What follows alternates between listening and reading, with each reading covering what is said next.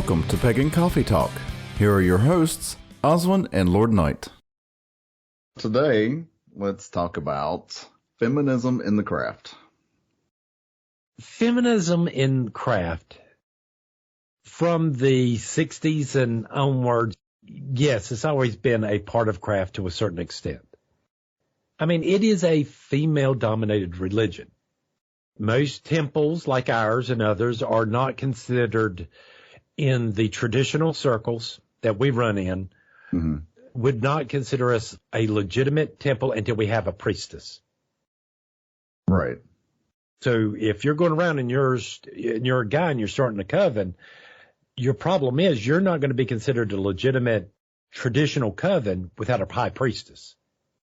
Right, and that's in a lot of traditional circles. Yeah. When I say circles, I mean like literal groups of people, not circle. Not circle. But yeah. Do I think some of it's gone too far? Yes. Do I believe that we have the radical feminist in our midst? Yes, we do. We got sure, people. Yeah. Well, we have groups. There are full-blown covens, Dianic covens. You cannot be a guy. You cannot think about being a guy. You cannot, nothing. You're not even allowed in circles. You're lucky if you're allowed in 100 yards of the ritual space. Well, I can't really speak to that. I have not delved too much into Dianic traditions just because honestly, it's not anything that ever interested me. It never interested me, but I understand the economy that they're doing there. Mm-hmm. But it drives me up the wall because what I'm seeing is for as far feminist as some of these groups are, they're just as bad as the patriarchy. Did that make sense? Yes, I think so. Again, what we're dealing with here and what we're looking at here is extremes. The radical feminist and the radical male-dominated society is just as bad as one another, just in the opposite way. Okay. Women wanting to treat men like second-class citizens is just as bad as the men wanting to treat women as second-class citizens. Yes, absolutely. Because here's where we see a lot of it in craft, this radical feminist, I hate all men attitude, is when we are dealing with these Dianic groups and stuff like that, and we're dealing in large groups like on the podcast and stuff, I'm sure there's a lot of Dianics that hate me just because I'm a guy and I'm a priest. Well, I shouldn't say hate or don't like what I have to say. Well, I was going to say, let's not generalize, because I'm sure there are Dianic groups out there who are just primarily focused on the goddess. It's not that they have a problem with men. They prefer, as far as spirituality goes, to be in the presence of women, focusing on the female aspect of deity. And look, I'm sure there are those who, are thoroughly against men. Right. They exclude men, or there's even some covens we've ran into. And you know what I'm talking about here, where men are allowed into circle and stuff, but yet it's still very female dominated. Right. And the guys are treated in a certain way, and neither me or you agree with this either. Right. When they're not out and out hatred of men, it's just their view of the priesthood and what guys bring to the religion is diminished in their eyes. Right. Dianic, the most notable Dianic tradition, I believe, I'm trying to find her name, Budapest. I can't find her first name, unfortunately. But she basically had a quote when asked why men and gods are excluded from rituals. She stated, "It's the natural law. As women fare, so fares the world. Their children, and that's everybody. If you lift up the women, you have lifted up humanity. Men have to learn to develop their own mysteries. Where is the order of Adus, Pan, Zagreus? not only research it, but then popularize it as well as I have done. I completely agree with what in the world she's saying. So it was not formed as a hatred, with hatred for men. It was formed as a female only. There are men only groups. Well, so, you got the Golden Dawn. The Golden Dawn, as far as I know, are men only. Okay. Well, there you have it. For the same reasons I don't like the Dianics, I don't like the Golden Dawn either. No. Well, yeah. Does that make sense? I mean, I think you feel the same way I do. In my opinion, it's not good to be exclusive. Right. Like that, just focusing on one or the other. And because here's our problem is the way we look at this. We look at this as we're balanced. We're balanced with women. Men and women are not equal. They're balanced. What women can't do, men can do, and what men can't do, women can. We're not talking jobs. Right. All right. Because when the guys go out to hunt, right? Mm-hmm. And the women are left in the village by themselves. If a deer came too close, yes, they were grabbing whatever they could, spears, arrows, bows and arrows, and taking down that deer. Right. Again, this is not that women didn't know how to hunt. They just wasn't required to. It was disrespect for something that brings life to have to kill something. Right. To me, it's the same concept that we have about blowing out flames. It's disrespectful to kill a creature of fire with the breath of life. Right. And again, here's where our view of this is. So, as you start to move from, like, if we're that center mark in our religion of a religion that's achieved somewhat balance, right? Right. Between the male and the female and all this. That means everything from our point, one way, start more and more feminist, and everything else starts to go more and more masculine gender roles. Right. Type scenario. Patriarchy versus the matriarchy. Right. Which, again, I don't want either one of these extremes. Just like, me sitting here going, for as much as I don't want to live in a country ruled by a religion like Christianity, regardless if it's Catholicism or Southern Baptist, whatever, I don't think anybody else wants to live in a country where my religion dominates either. Right. Or where the country is based off my beliefs. Well, as far as the extremes go, though, I think these groups have their place. I think it should be more like, I don't know, like a study group. I don't have a problem with these extremes. All right? If you want to practice those extremes, go for it. I'm not going to stop you. It's not my job to. If this is what your spirituality takes you to, then go for it. My problem is when you start hitting those extremes, you start cutting out other parts. Right. So it's kind of like a scale, like the old justice scales, where you want them balanced, you want them equal. And if you go too far one way, you're decreasing the amount of something else on the other side. Right. To become Dianic, you're going to lose some religious things there. You're going to start losing that whole entire male mystery of the hunter and the prey. Right. And this is not something necessarily done in the women's mysteries. Okay. Does that make all right? Because again, they're seen as bringers of life. Right, not takers. Not takers.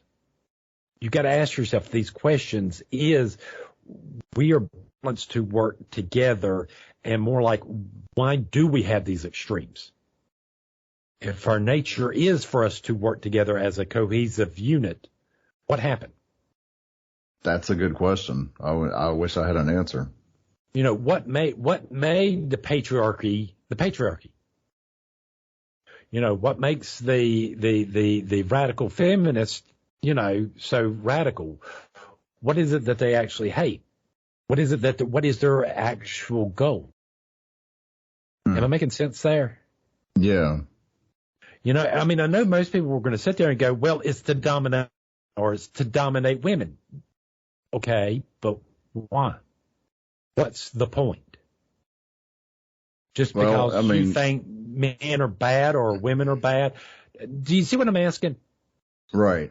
I think the idea of radical feminism was initially just something to emphasize the inequality at that time.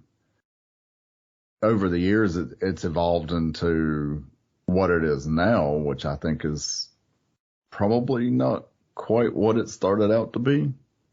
But no, because over time, the idea has become more pure.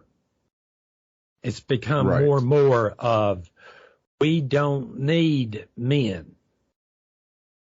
Just like, you know, on the male end, yeah, they're doing the same thing. No, we don't need women, but we do as a species.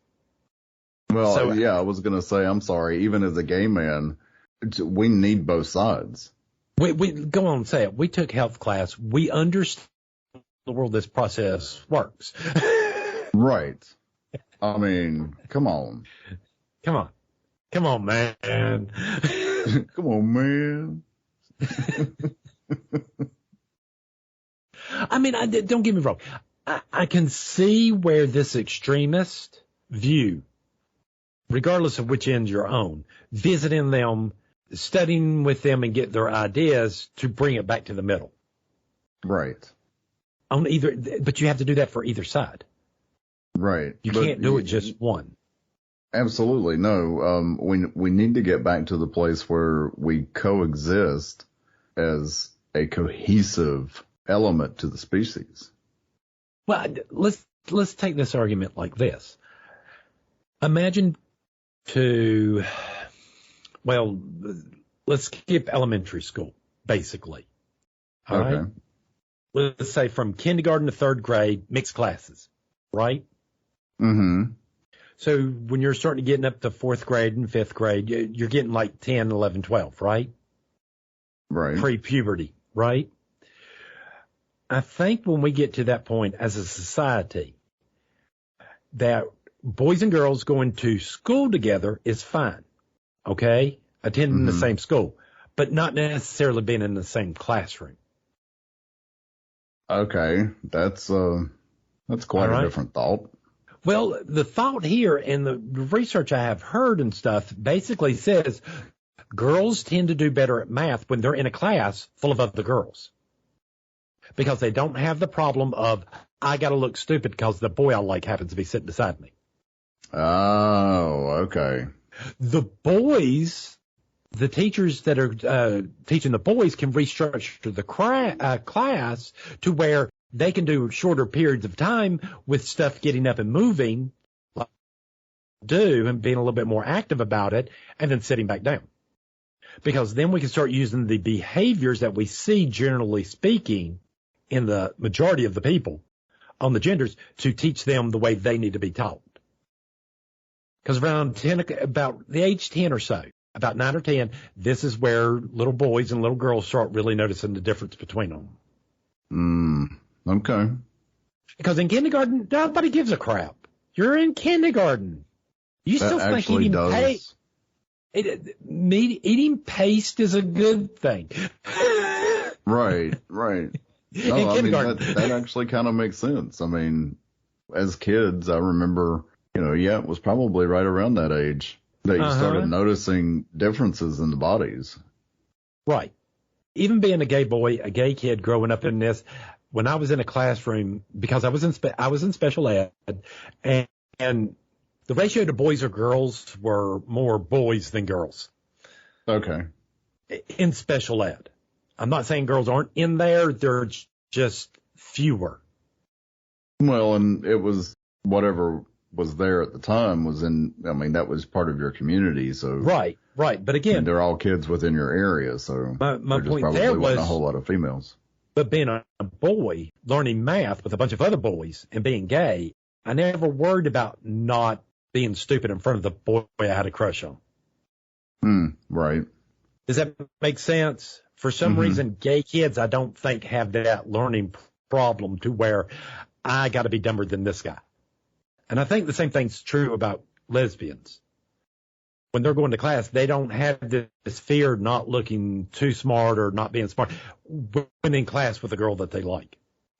This only seems that this behavior of I got to seem stupid seems to be phenomenon. Am I making sense? What phenomenon? A straight phenomena. It only happens in the straight community. Okay. Or I could be wrong about that. But to me, it seems to happen more this way. A girl likes a guy and it's going to look stupid in class. All right. But again, from a behavioral problem just like this, right, where we're seeing these differences there, to ignore them is stupid. Oh, absolutely. All right. But to sit there and take them to their extremes is just as stupid too. Well, like I said, I think if you're going to do, it's like, an exclusively female group, an exclusively male group, I think those are best as like an addition to. Well, it would be nice to see these two extreme groups every so often come together and do something together. Right. That's what I'm saying. It should be an addition to a balanced practice. Well, for the humor's sake, I want you to think about Dianics working with Dom to do something together. Well, I mean, even in Life Temple, we had a Dianic priestess. Yes. So I mean, she had to make some adjustments in order to do rituals at Life Temple. Yeah, and I mean, trust me, she gave me a hard time more than anybody else. But I mean, she made some concessions to be able to be a part of Life Temple, but she still held her own beliefs very firmly. Yes. But that's kind of what I'm talking about, though, is, I mean, there should be. To me, the bulk of the pagan community, I think the majority of us fall in that in between. Where we think it should be balanced? Where we think it should be balanced between men and women. We don't mind working with each other and all this.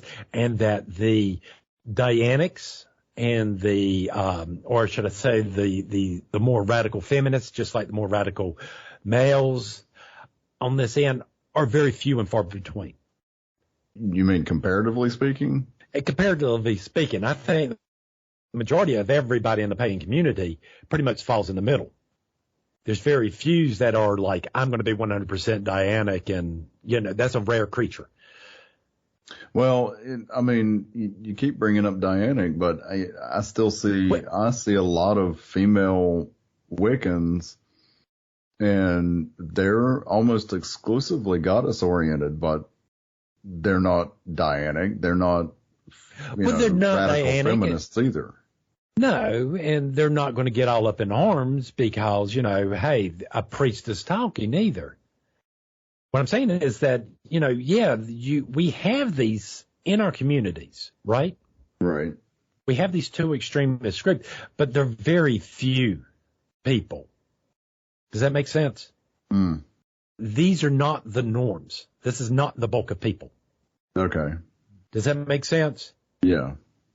Where I think we have a lot of problems in this is where we have some feminists who would look at somebody like Lady Keegan and get all upset because she decided to be a stay-at-home mom and homeschool her kids.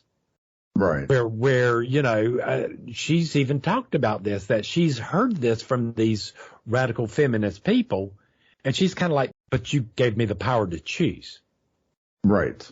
Just because I choose something you don't agree with, I'm wrong. That makes no sense. Right. You told me this was my right, and now you're telling me because I've made this choice that I'm wrong. Right. Well, it's kind of like sitting there doing it, to me, and this is the way I'm looking at it is, and this is what I see a lot in our community and stuff, especially when it comes to women. They're given a choice, okay? It's either blue or red. Mm-hmm. All right? And no matter which one you take, there's always going to be somebody to go, hey, that you chose wrong. Instead of looking at people going, yeah, but at least I chose. Right. You know how many people haven't picked a side? Haven't picked somewhere to stand? You know, next week, hey, they could come out with this and they'll be like, hey, yeah, that's the greatest thing ever. Because you haven't found a place to stand. I'll give it to them this way. At least with these extremists that we have on either side, at least they know where they stand. Oh, absolutely. I mean, that's the biggest thing. They know where they stand. They know what they stand for, and they will defend that to their dying breaths, and that's great. And they'll stand up and argue why they believe the way they believe. In the middle, we got a lot of people here in the middle who can't stand up for what in the world they believe. Mm-hmm. No, yeah. There is a downside to the center, and that is that, yeah, people get a little bit, the closer and closer you get to that center, some people are going to get a little bit more and more washy about what in the world they believe. Yeah, well, that, and they get complacent with just, yeah, okay, this is what I do. And then, they're not really interacting with a lot of people as far as, Are they too scared they're going to hurt? Are they too scared they're going to hurt somebody's feelings? Right. There's always that. You know, I mean, we put these out and stuff like that. We don't get a lot of listeners. And yes, it does get disappointing when people thumbs you down and, on YouTube and stuff like this. But we're still putting out the message. It still ain't stopped us. Right. Well, and the only thing I look at the thumbs down thing is there's people that's going to disagree with you. There's people that's not going to like what you've got to say. That happens in life. If you're having conversations with anybody, regardless of whether or not it's craft related, if you're having conversations with anybody from a different culture, from a different faith, from a different background, you're always going to have differences, and there's always going to be those people who look at you and tell you you're wrong. Right. Or, who disagree with you. That's going to happen. I mean, again, somebody sitting there looking at me go, well, you're wrong about this and blah, blah, blah, and walking off. That's fine if that's what you're going to say. All right. But personally, I like some proof. Okay. Why do you think I'm wrong?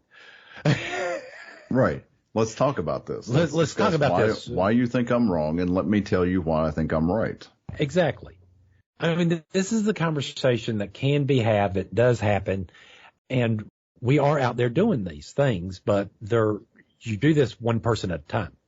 Right. It's hard to do on a large scale. It is. Very hard to do on a large scale. But again, these extremes are the same extremes I can see in politics. It's the same extremes I can see in religions.